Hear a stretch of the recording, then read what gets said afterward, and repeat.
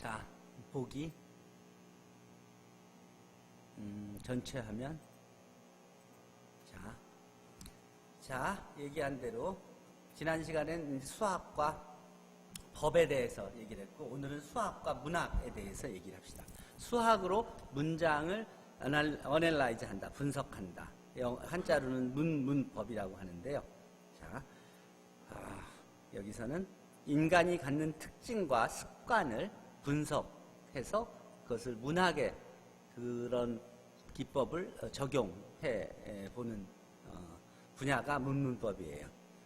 오랜 세월 동안 인문계의 대표인 문학과 자연계의 대표 분야인 수학은 서로 완전히 성격이 다른 그런 학문이라고 얘기를 해왔지만, 수학의 연구 대상이 차차 넓어지면서 예전에 인문계였던 경제학이나 정치학, 그리고 교육학이나 심리학의 발전에 수학의 기법이나 아이디어가 사용되고 있다. 그래서 지금은 우리가 그 자연과학을 내추럴 사이언스라고 하고, 그리고 인문계의 학과들을 소셜 사이언스라고 그러죠. 사회학, 사회과학이라고 하지. 그 사회과학이라고 불리고 시작한 것이 바로 이 수학적인 기법이 인문계 학문들에 적용되어서 그것을 과학으로 인정할 수 있게 되면서 소셜 사이언스라고 부르는 거예요. 사회과학이라고 부르는 거예요. 그리고 20세기가 되면서 수학은 서로 섞일 수 없을 것이라고 여겨온 그 문과 중에서도 이 사회과학에서 더 나아가서 인문과학, 인문학까지도, 그 중에서도 그 인문학의 정수라고 할 수 있는 이 문학의 여러 어려운 문제 해결에도 수학이 활용되고 있다는 것을 설명하는 챕터입니다. 문자, 또 언어를 분석하는 이 문자나 문장을 수학의 눈으로 보면 그러면 어떻게 분석할 수 있는지. 옛날 헤이안 시대에 여러 여류 문학자가 활약하여 일본의 문학 수준을 한 단계 향상시킨 것이 이제 일본에서 가나 그 언어, 일본 말이 글자가 이제 발명되면서부터 비롯되었다고 하는데,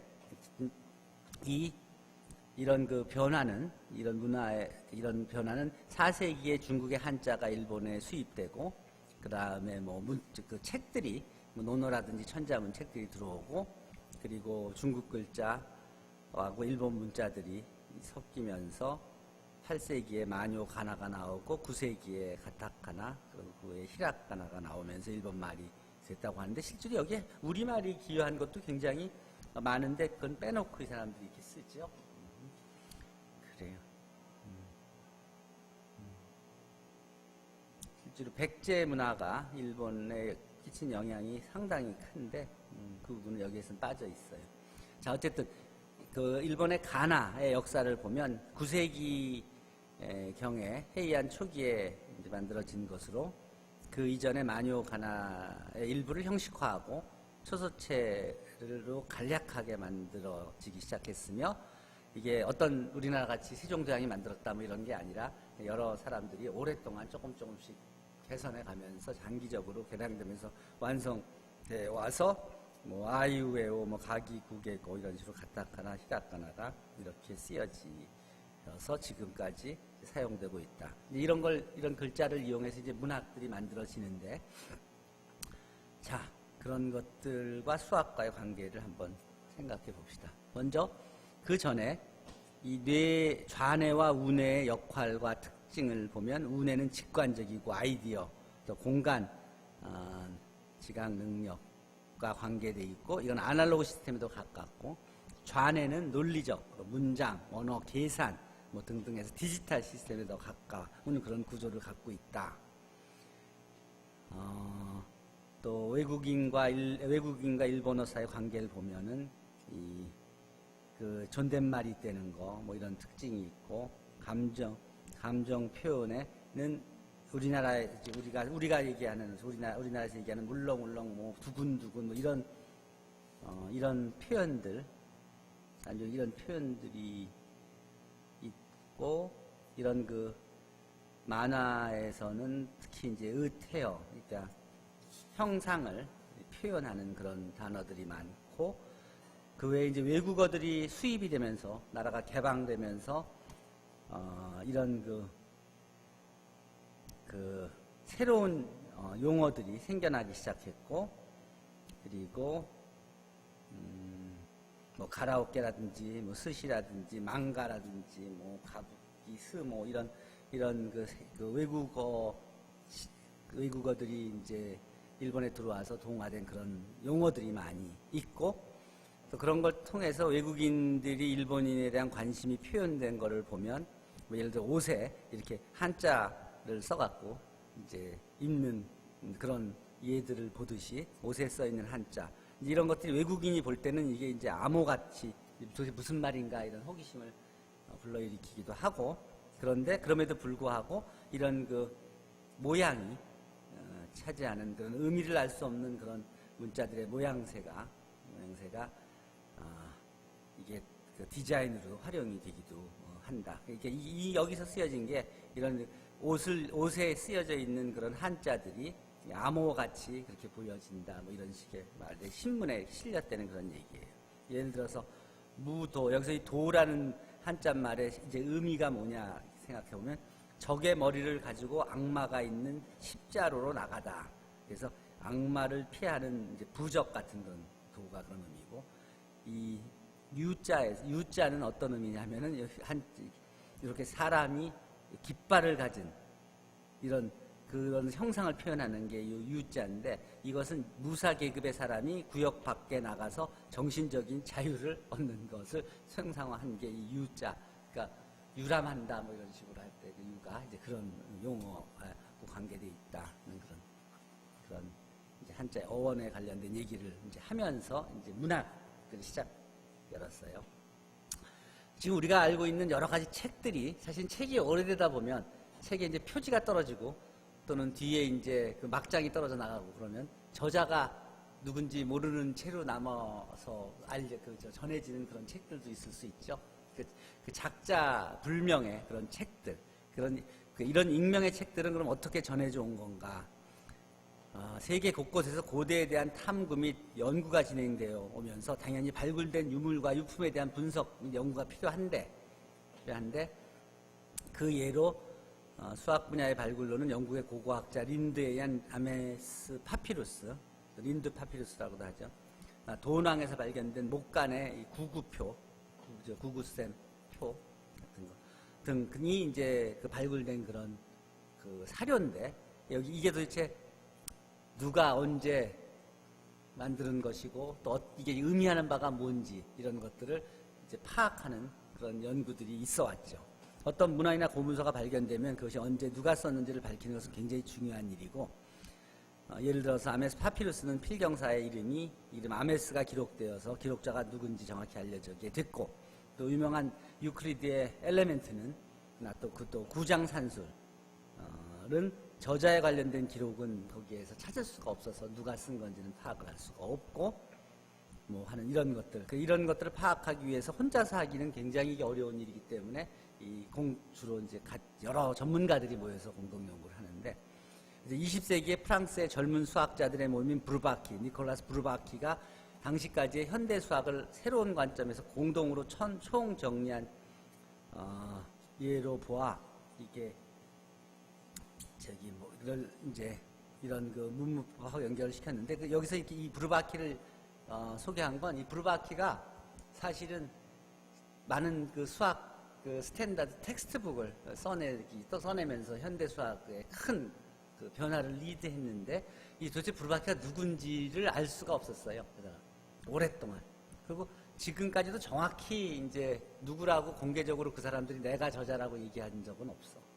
근데 그러면서 도대체 좋은 책이 나와서 세계에 큰 영향을 미치는데 도대체 저자가 누군지는 익명으로 알려져 있지 않고 한 그런 경우들이 있었고, 이게 전형적인 수학에서의 그런 예였어요. 이거는 프랑스의 수학자들 집단이 모여서 여러 가지 책을 내고, 그 연구원들은 이제 시간이 가면서 바뀌면서 여러 가지 시리즈로 책을 냈었는데, 어쨌든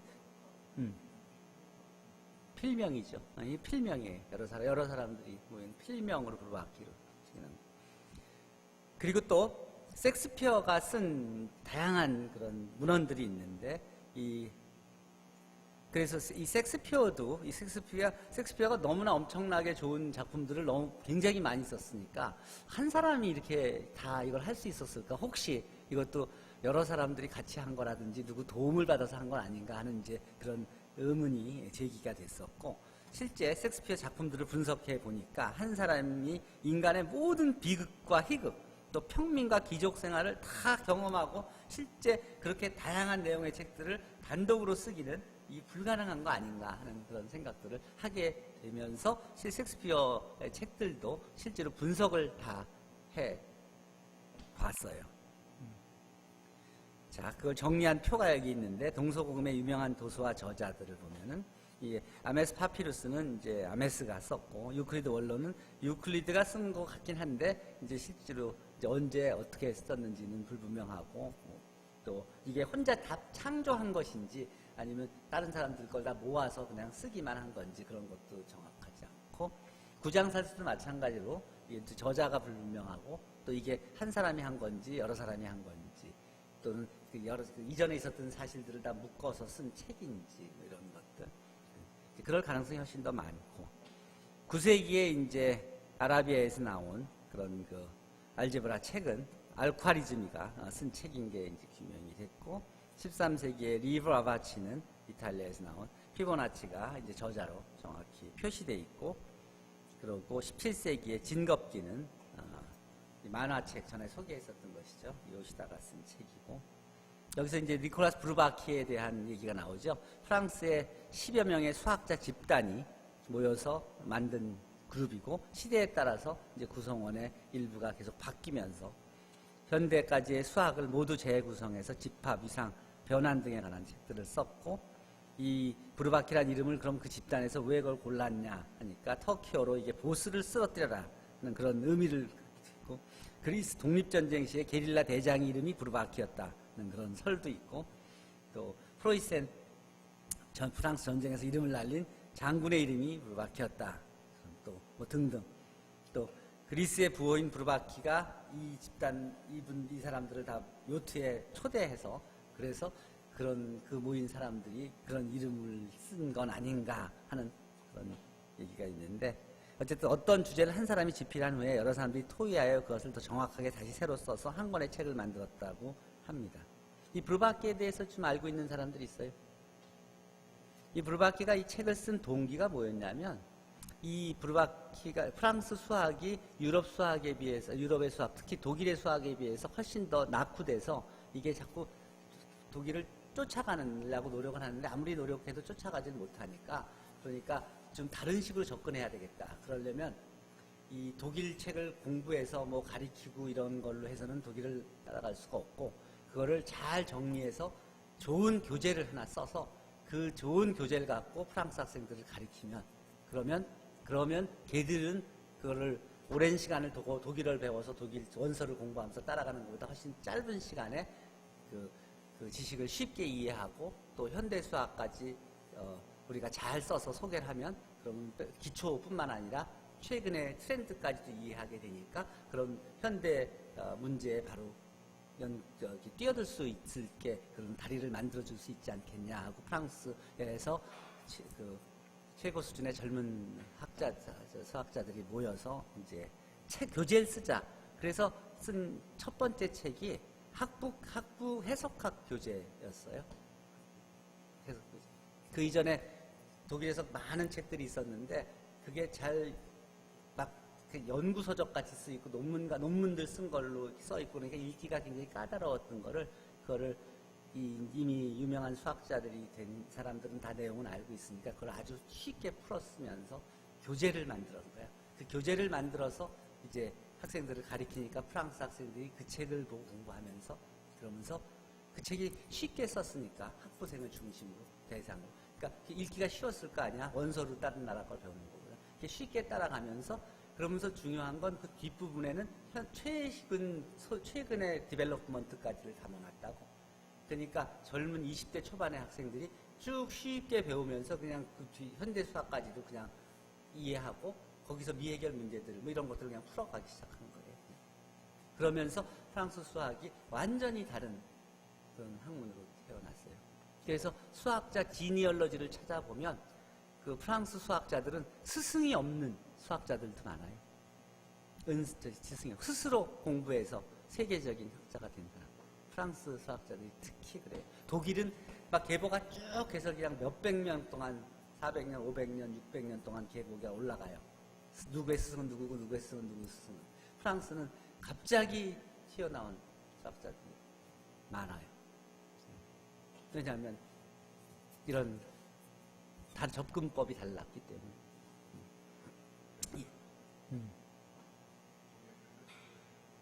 이 부르바키는 사실은 20세기에 시작된 건데 이런 전통들이 있죠. 근데 실제로 그래서 필드상이 20세기에 시작됐잖아요. 필드상을 20세기에 독일은 아마 한 명도 못 받았던가? 필드상을 한 명도 못 받았을걸요. 20세기에. 지금 2019년까지 2명인가 받은 걸로 돼 있고. 근데 20세기에 프랑스는 필드 메달리스트를 거의 10명 가까이 배출했을걸요. 프랑스는. 이제 그런 영향이 있어요. 이게 여러 가지 이유가 있어요. 2차 세계대전도 영향이 있었고, 전에도 그 얘기했었죠. 프랑스 사람들이 인재를 다룬 거하고, 독일 사람들이 수학적인 인재를 관리한 게 다르다 그랬었죠. 프랑스는 프랑스 혁명을 거치면서, 그러면서 공평하게 다 군대를 보냈고, 독일은 연구원들은 연구원으로 따로 관리를 했고. 그런데 그럼에도 불구하고 지금 프랑스가 오히려 에콜 로말이라든지 에콜 폴리텍이라든지 그 에콜 시스템을 하면서 오히려 철저하게 인재를 양성하는 시스템하고 보통 대학 교육하는 거 시스템을 구분해서 선발하죠. 그렇죠? 독일은 오히려 그런 것이 없이 그냥 고등학교의 평준화하는 쪽으로 가 있고. 그러니까 이 나라가 어떻게 전략을 선택하느냐에 따라서 굉장히 역사적인 기여가 달라질 수가 있어요.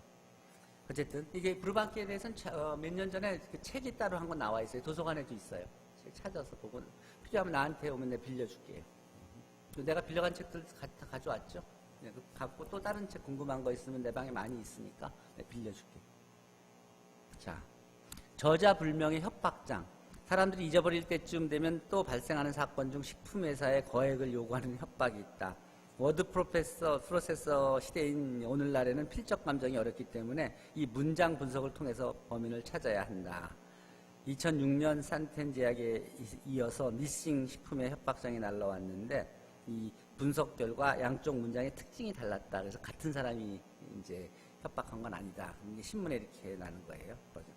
그 식품에다가 바늘을 넣을 테니까 만약에 이걸 막으려면 500만 원을, 오늘 한 5천만 원이죠. 이제 보내주면은 안 하겠다. 그렇지 않으면 바늘 집어넣어서 누군가는 피해자가 나올 테니까 그러면 다 회수해야 되고 뭐 해서 그 돈이 이거보다 훨씬 큰 손해가 빚을 거니까 이제 이런 것들을 지금 누가 이런 범죄를 행하는지를 파악하기 위해서 증거가 이거밖에 없으니까 이 문장을 분석해서 누가 어떤 의도로 어디서 뭐 했냐 이런 것들 찾아가는 거죠. 그게 이제 문법이에요. 문장에서 습관을 발견해서 문장을 분석해서 그 안에서 사용되는 저자의 그 특성을 파악해서 그래서 이제 범인을 검거하는.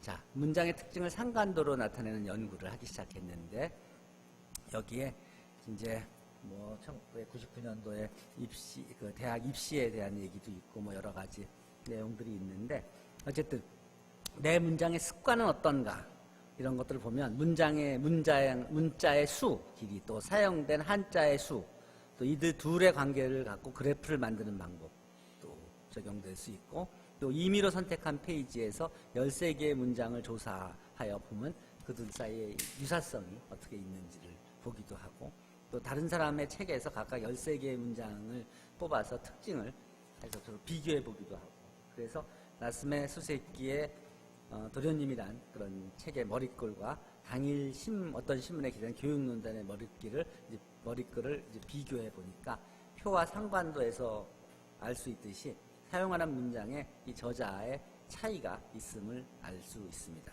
그래서 만약 누군가가 다른 저자 이름을 사칭하여 문장을 쓰고 발표해도 문장의 특징이 일치하지 않으면 그거는 본인 그 사람이 아니고 딴 사람이 쓴 거다. 즉 위작이다고 파악할 수 있다는 것을 이제 보여주는 예가 여기 있는데, 이런 식으로 글자 수, 한자 수, 그리고 저자의 글, 또 다른 사람, 소세기의 도련님, 또 교육논단의 글들을 비교해 보니까 글자 수들은 이런데 거기에 사용된 한자 수가 확실히 차이가 나고, 그리고 또 저자의 문장의 특징을 이렇게 비교해 보면, 그러면 본인의 특징은 여기에 있는데 다른 사람의 특징은 확실히 다른 쪽에 있다는 걸 파악할 수 있고, 그리고 문제가 됐든 자기가 이제 표절하지 않았냐고 이제 그렇게 했다는 그 지적된 그 문제는 이거였는데, 자기는 표절하지 않았다고 생각했는데 이제 그렇게 지적을 받았었다. 뭐 그런 얘기가 있었습니다. 자, 그렇다면 이 문장 습관을 연구하는 이 문문 연구가 무엇에 도움이 되는가? 사람의 글을 쓰는 습관은 일정한 패턴이 있기 때문에 이것을 이용하면 다음과 같은 범죄에 대한 범인 찾기에 사용될 수가 있고, 그리고 그것이 돈 목적의 유괴라든지 영업관계의 방해문이라든지 뭐 살해 범행 성명문이라든지 뭐 협박문, 고발문 뭐 이런 등등해서 사용되는데, 이걸 더 발전시키면 세계적으로 유명한 문학작품 중에서 작자불명인 작품의 저자를 찾는 문제를 해결하는 것도 가능하다. 16세기의 극작가 섹스피어의 작품 중에 희곡 토마스 모 경은 그 근거가 이게 섹스피어가 썼는지 근거가 희박했는데, 1980년에 영국 수학자 토마스 메리엄이 컴퓨터에 의해 이 섹스피어의 문장 습관을 산출하여 이 작자불명의 희곡이 섹스피어의 작품이 맞다고 발표를 했습니다. 1998년에는 희곡 에드워드 3세도 섹스피어가 쓴 것이라고 확인을 해줬고, 거기에 이제 컴퓨터를 활용한 이 문학 분석법이 활용된 것입니다.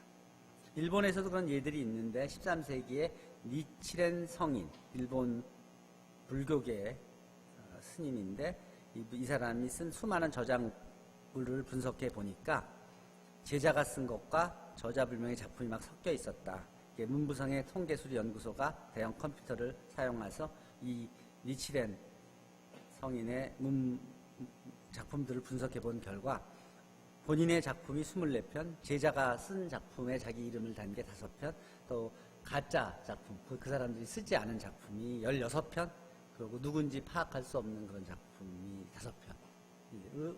완전히 이 사람이 쓴 거라고 볼 수 없는 작품들을 구분해낼 수 있었다는 것입니다.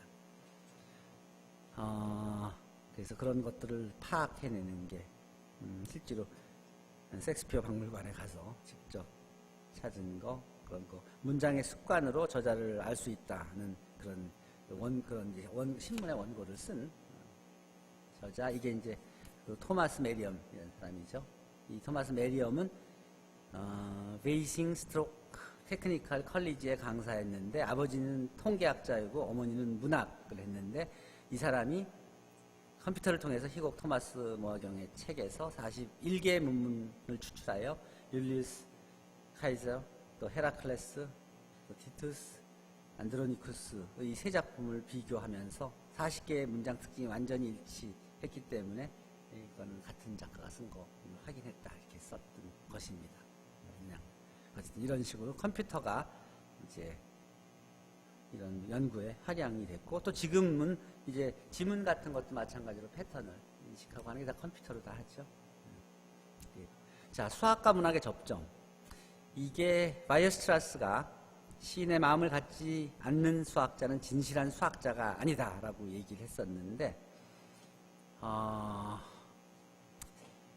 이 말을 바이어스트라스가 19세기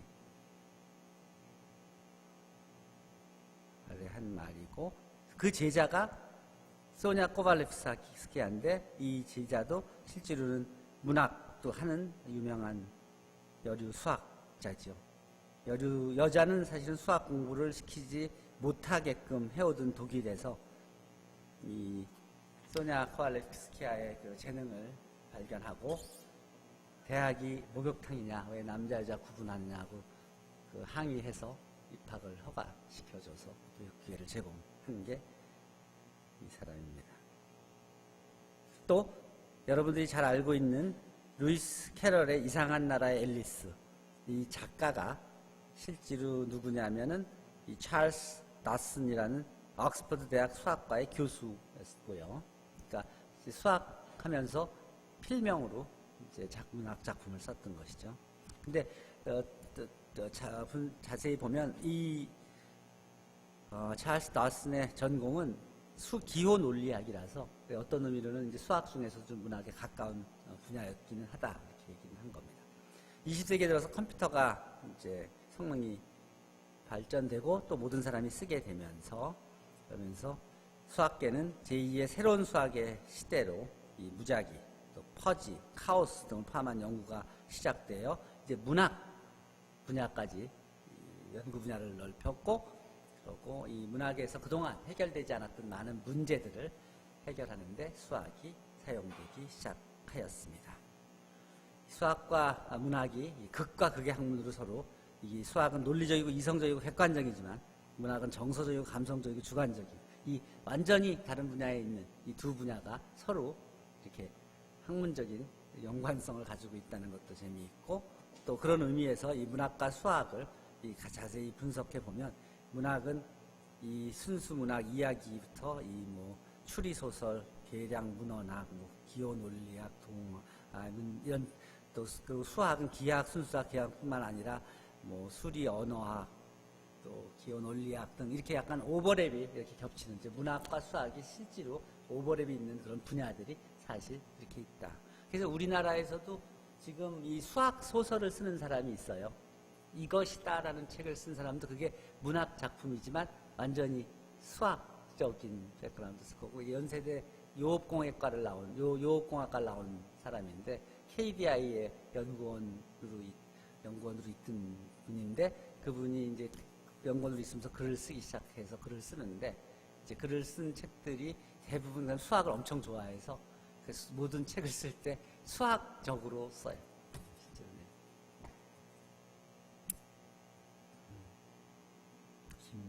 이것이다 등뭐 몇 권 책을 썼는데, 어쨌든 나중에 관심 있으면 그 책을 보여줄게요. 문학책이지만 읽다 보면 그게 수학적으로 모든 것을 생각하고 수학적으로 논리를 전개하고 수학을 배경에 깔고 책을 썼다는 걸 이해할 수 있을 거예요. 자, 이게 이제 루이스 캐럴인데 본 이름은 수학교수였던 다슨이죠. 자, 이상한 나라 앨리스 어드벤처스 인 원더랜드. 다슨은 앨리스라는 이름의 소녀가 토끼굴에 빠져 기묘하고 의인화된 생명체들이 사는 환상 속 세계에서 모험을 겪는 얘기를 담았고, 또 거울나라 앨리스는 1871년에 발표하였는데, 이 두 작품이 앨리스가 등장하는 것 외에는 내용적으로는 아주 다르고, 여기서는 거울의 이미지를 이용한 언어 유희나 시간에 대한 언어 유희는 반대를 주제로 한 말장난들의 주로 등장하고, 그리고 앨리스의 모험이 체스에서의 그 말의 움직임을 비유했다는 그런 특징이 있습니다. 오케이? 자, 그게 문문법에 대한 얘기가 되겠습니다. 자, 문문법에 대해서 질문 있으면 질문하세요.